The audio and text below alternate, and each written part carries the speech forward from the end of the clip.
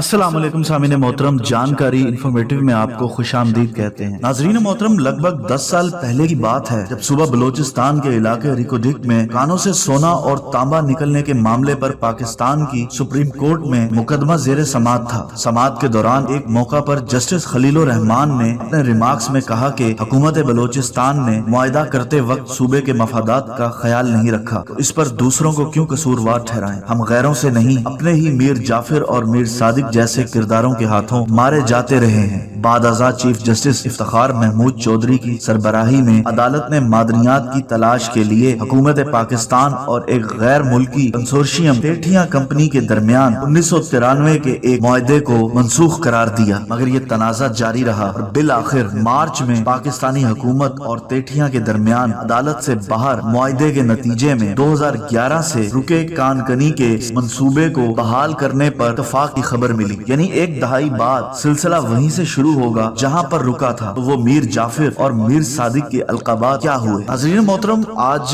ही interesting topic हमारा मौजूए बहस होगा, लेकिन इंफॉर्मेशन के इस दिलचस्प सफर के आगाज से कबल अगर आप हमारे इस चैनल पर नए हैं तो इंफॉर्मेशन के इस मुनफरिद और दिलचस्प चैनल को लाइक कीजिए, सब्सक्राइब कीजिए और बेल आइकन पर जाकर घंटी के बटन को क्लिक कीजिए ताकि हमारी हर आने वाली लेटेस्ट अपडेट आप तक बआसानी पहुंचती रहे। नाज़रीन मोहतरम, पाकिस्तान की तारीख में ये अलकाबात और इससे मिलते जुलते बहुत से और सियासत में तो सियासी मुखालफिन के लिए आम तौर पर इस्तेमाल होते रहे थे, मगर शायद ये पहला मौका था कि किसी मुकदमे के फरीक को इन अलकाबात का अहल समझा गया। अहले सियासत के इस चलन की जानिब आने से पहले मुहक्किकीन से जान लिया जाए कि मीर जाफिर और मीर सादिक धोखे और गद्दारी का दूसरा नाम क्यों करार पाए। नाज़रीन मोहतरम, डॉक्टर मोहम्मद सफदर ने लिखा है कि मुगलिया सल्तनत कमजोर हुई तो कई सूबे आजाद हो गए, जिनमें बंगाल भी शामिल था। नवाब सिराजुद्दौला 1756 में बंगाल की गद्दी पर बैठे। इस दौर में तिजारत की आड़ में ईस्ट इंडिया कंपनी अपना असर और रसूख बढ़ा रही थी। कंपनी ने नवाब की मंजूरी के बगैर अपने तिजारती मराकज के इर्द गिर्द हिसार बना लिए। वो इनके मुखालफिन की हिमायत कर रही थी और तिजारती मुराद से नाजायज फायदे उठाना शुरू कर दिए थे। नवाब ने कलकत्ता पर कब्जा कर लिया। रॉबर्ट क्लाइव ने हमला करके ये वापस ले लिया और नवाब से मुआहदा भी कर लिया, लेकिन इसके साथ ही कंपनी ने नवाब से निजात हासिल करने का भी फैसला कर लिया। नवाब सिराजुद्दौला के सबसे काबिल एतमाद मीर जाफिर थे, जो इनकी फौज के सरबराह भी थे। अंग्रेजों ने बंगाल की हुक्मरानी देने का वादा करके उनसे खुफिया मुआहदा कर लिया। तयशुदा हिकमत अमली के तहत जंगे पलासी 1757 में हुई, जिसमें अंग्रेजों की फौज 3000 जबकि सिराजुद्दौला के पास 50,000 की फौज थी। 23 जून 1757 की पलासी की इस जंग में मीर जाफिर फौज लेकर नवाब से अलहदा हो गए। यूं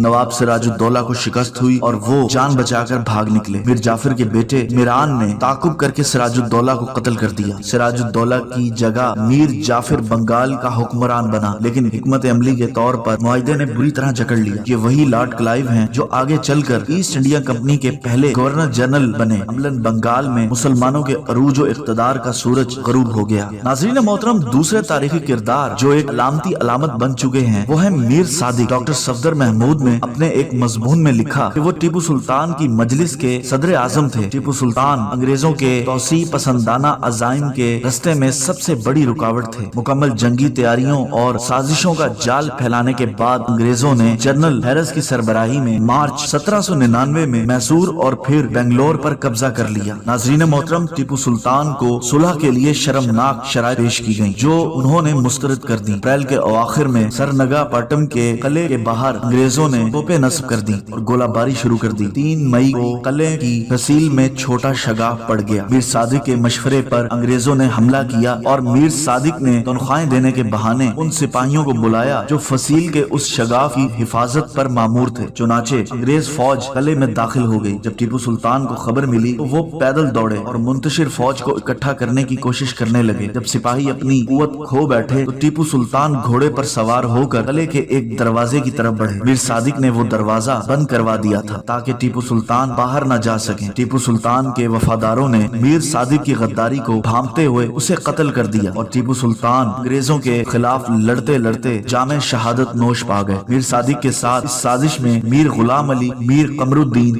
मीर कासिम अली और वजीर मालियात औरनिया भी शामिल थे। नाज़रीन मोहतरम, ज़ाहिरीन टीपू सुल्तान के मजार को एक बुजुर्ग की दरगाह की तरह समझते हैं, लेकिन मीर सादिक की कब्र तबाह हाल है। कुछ स्याह अपने जज्बात की तस्कीन को इस पर पत्थर भी फेंकते हैं। मीर जाफिर ने 1757 में हिंदुस्तान में बरतानवी राज की बुनियाद रखने की राह हमवार की तो 1799 की मैसूर की चौथी जंग में मीर सादिक की गद्दारी ने बिलाखिर गैर मुल्की हुक्मरानी को मुस्तहकम किया। इस पर शायर इलामा मोहम्मद इकबाल का फारसी जुबान का एक शेर है, जाफिर अज बंगाल और सादिक अज दक्कन, नंगे मिल्लत नंगे दीन नंगे वतन, यानी बंगाल के मीर जाफिर और दक्कन के मीर सादिक मिल्लत, मजहब और मुल्क के लिए रुसवाई का बाइस हैं। नाज़रीन, 18वीं सदी के आखिरी निस्फ में 40-42 साल के फर्क से ऐसे वाक़ियात हुए हैं जिनमें मीर जाफिर और मीर सादिक बड़े सगीर में गद्दार करार पाए। जहाँ की सियासत में मुखालफीन के लिए इन नामों का इनके बकौल गद्दारी के मुतरादिफ के तौर पर इस्तेमाल मामूल रहा है। सियासी मुखालफीन को बुरे नाम या अलकाबात देना इसके अलावा है। तो नाज़रीन मोहतरम, ये था हमारा आज का इंटरेस्टिंग टॉपिक। उम्मीद करते हैं आपको पसंद आया होगा। इंशाल्लाह एक नई वीडियो के साथ बहुत जल्द आपकी खिदमत में हाजिर होंगे। अल्लाह ताला आपका हमारा सबका हामी नासिर हो और अल्लाह ताला हम सबको कुरान और सुन्नत पर चलने की तौफीक अता फरमाए। अल्लाह निगहबान।